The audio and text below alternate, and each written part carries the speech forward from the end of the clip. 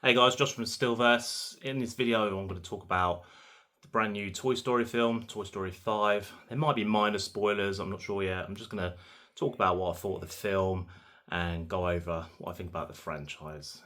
So, I've already done a video about my thoughts on the Toy Story movies. You can find it on my list of videos on YouTube. So, I'll quickly give it a quick run through if you haven't seen that video. Growing up with Toy Story, I was born in '94, so when the first one came out, I was pretty young.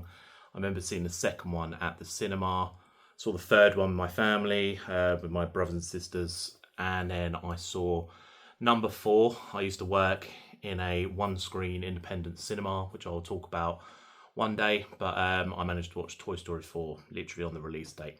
I'd rewatched all the films on Blu-ray just before, and then went to watch 4 with my fiance Hannah and her sister. And yeah, and now I've just gone to see the 5th one yesterday. I watched the 5th one with my son. This is the second film that he's seen at the cinema in total.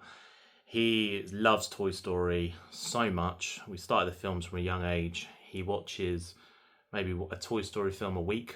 He's got loads of the toys, which I'll put at the end. He's got Woody, Jessie, Buzz, Rex, Slinky, Potato Heads, Ham, Forky, the little RV car. He has got, probably missing some, he's got absolutely loads of them, and he still wants to collect more, which at his age, when I was his age, I had the same. I had all the Toy Story toys, and yeah, he's got the most up-to-date ones. So actually Woody and Jessie can actually speak to each other, and they can speak with Buzz and speak with Rex. But yeah, he absolutely loves them. Toy Story obsessed, plays the Toy Story game. He plays the old PS1 Buzz game on our PlayStation 5. He loves the films. So we've got all 4 films. We've also got the Buzz Lightyear Star Command DVD, which I grew up with. I really enjoyed it. Not many people have heard of it. It's like an hour-long special. He likes it a little bit. He finds it a bit confusing because Buzz is a bit different in it. But yeah, and then recently I picked up the 2 short films that they did. I think it was Toy Story of Terror and Toy Story The Land Where Time Forgot, something like that. I can't remember. So we picked those up. So he's got a big Toy Story collection. He's got a film shelf. They're on there. Anyway, we waited for Toy Story 5 to calm down a bit. We didn't want to see it when it was really busy. And yeah, we went to see it yesterday. And I really, really enjoyed it. Now, I'd already heard good reviews. I stayed clear of loads because I want to sort of do my opinion. But from things that flash up on Facebook and stuff, I've heard it's really good. And with Toy Story 4, I enjoyed it. It definitely wasn't as good as the first 3, but I did really enjoy it. So yeah, I was looking forward to seeing this one.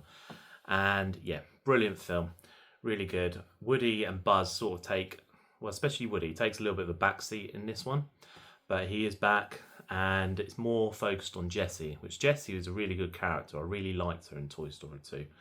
And I think it was in number 4, she sort of took a little bit of a backseat in that one. So it was nice that she got a chance to shine in this one. It made sense for Woody to not be a big presence in this one, even though he does have still more to do than I thought he was going to do. Buzz has a lot more to do, rather than, again, him in Toy Story 4, where he didn't have a lot. I still feel like Slinky, Potato Head, Ham, and all those other characters, they don't get as much screen time as they did in the first 3. I feel like they could do with a bit more. But no, really good. The animation is really good quality. And the Lilypad, who's the villain, is brilliant. And it really does make sense for that to be a villain, because technology is taking over a lot of kids' lives.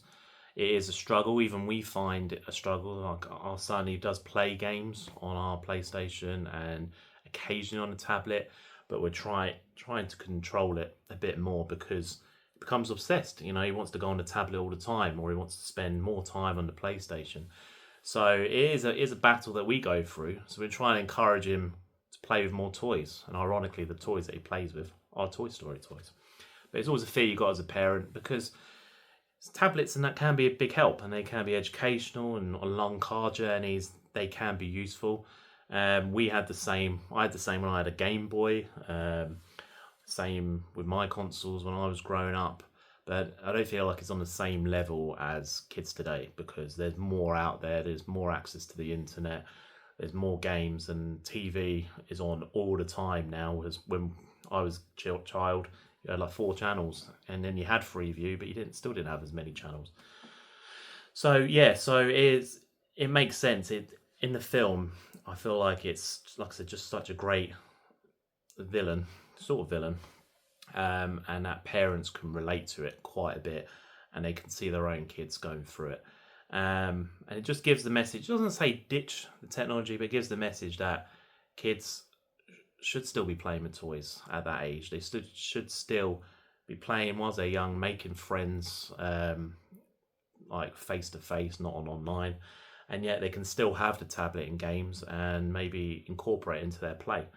So yeah, really good. There are, yeah. So like I said, the storyline's really good. The focus on Jesse's great.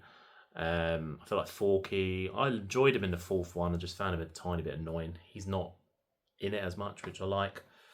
There's loads more Buzz Lightyears in this film, like loads of different Buzz Lightyears. I think that it was a really good, nice addition. It felt a little bit random at first, but they did incorporate that into the ending. And yeah, and I feel like this is Bonnie's best film as well. I feel like she was really good in the other 2, but I feel like this is a really good film for her, and you do feel sorry for her a lot. There's a lot of emotional beats in there, especially with Jesse. And like I said, I think as parents, you just look at your own kids as well, and you could see Bonnie in your own kids. And that is what Toy Story's all been really good at. So, yeah, really good film. The music was good. I felt like, Randy Newman's in his 80s. I don't think he had any original songs in this, which is a shame. He did one for 4. But he didn't have any in this, which is a shame. But music was still good. He had the Taylor Swift song at the end, which Hannah loves Taylor Swift.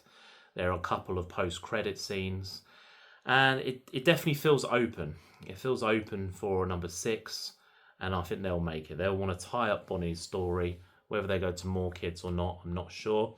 This film actually only took 3.5 years to make, which is the quickest they've ever done a Toy Story film. Now, if they're going to make another Toy Story, I think it needs to be in the next 5 years at least. Because Tom Hanks, Tim Allen, they're only in their early 70s.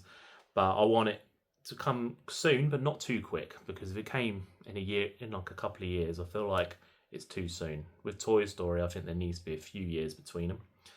So, but they could easily wrap Bonnie's story up. This one justifies its existence more than the 4th one.